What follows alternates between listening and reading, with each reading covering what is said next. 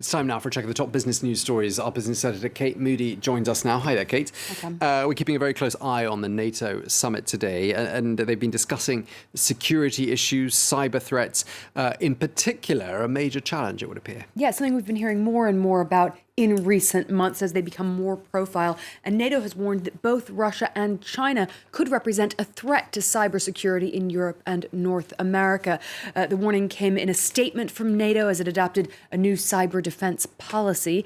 In recent weeks, criminal groups with ties to Russia have conducted ransomware attacks on a number of high-profile targets, including a U.S. oil pipeline, the meat processing firm JBS, and the Irish health system. NATO saying the allies would increase cooperation, intelligence sharing, and defenses to protect both the public and private sector from what it described as complex, destructive, and ever more frequent cyber threats. Those threats, NATO said, have recently been illustrated by ransomware incidents and other malicious cyber activity targeting our critical infrastructure and democratic institutions, which might have real effects and cause significant harm. That statement coming from NATO earlier as it brings its threat level of cyber attacks into the spotlight. Well, this weekend, the G7 leaders confirmed that they have agreed on a minimum corporate tax rate of 15%. The next step is to sell that to a bigger group. The G20 finance ministers are due to meet in about a month's time. Leaders from that group then in October. The plan would, in theory, include both a minimum corporate global tax rate of 15% and impose new rules requiring multinational corporations and tech giants to pay tax in any country that they have operations. The talks are still being overseen by the OECD, and the 15% would represent a significant decrease for many of those 37 members. Their average corporate tax rate is 23%. But U.S. President Joe Biden argued that it would be a step in the right direction. Too many corporations have been engaged in what are essentially tax havens, deciding that they would pay considerably less in other environs around the world. But this is going to make sure there's a minimum tax, and I'm going to move on this at home as well.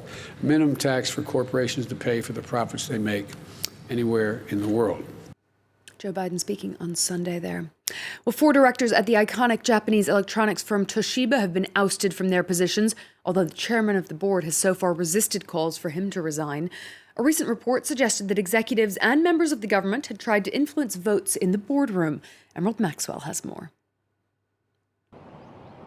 After a damning report at Toshiba came an apology to shareholders, along with a shifting of blame by Chairman Osamu Nagayama onto Toshiba's former CEO.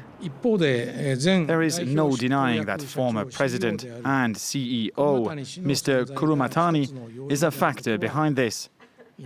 The somewhat confrontational relationship with the shareholders was fostered by him, and in a sense, this contributed to the current situation.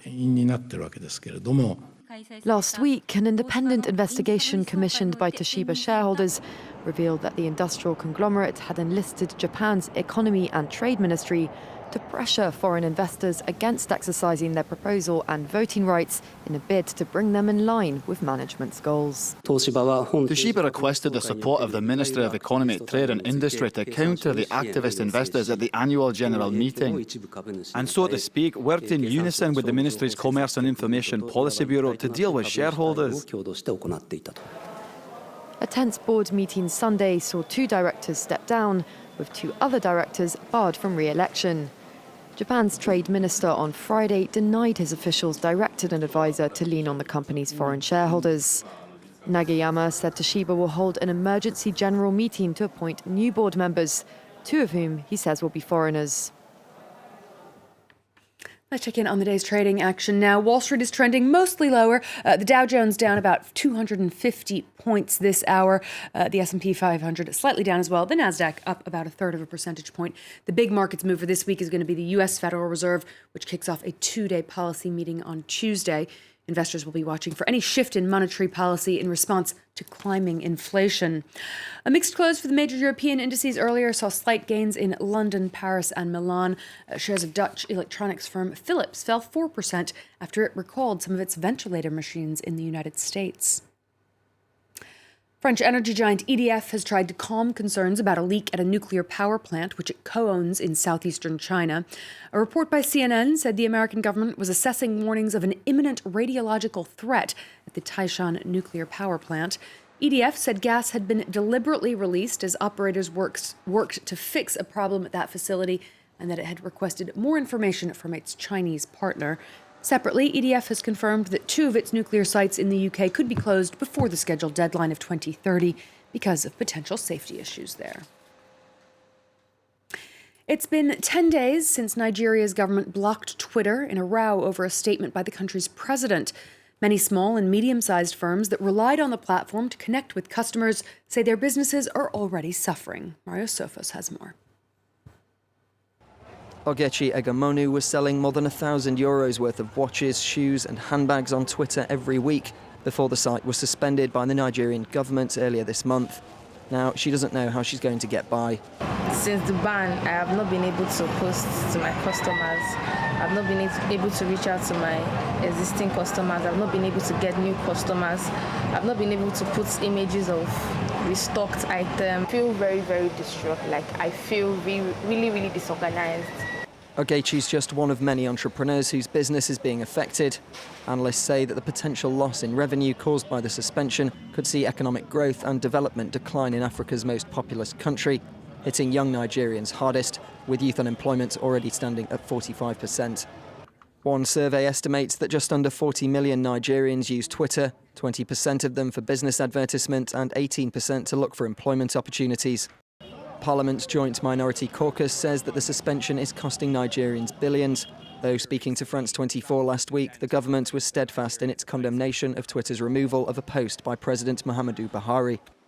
We are a sovereign nation, and we will not be sitting back and allowing any platform, however large it is in the world, to cause a war within our country, where we'll be entering into discussions with Twitter. We just need to have our regulations respected. The suspension was announced 2 days after Twitter removed Buhari's post, one that threatened to punish regional separatists and invoked memories of Nigeria's bloody civil war. That's all for now, Tom. Thank you very much indeed. Our business editor, Kate Moody. Thank you so much.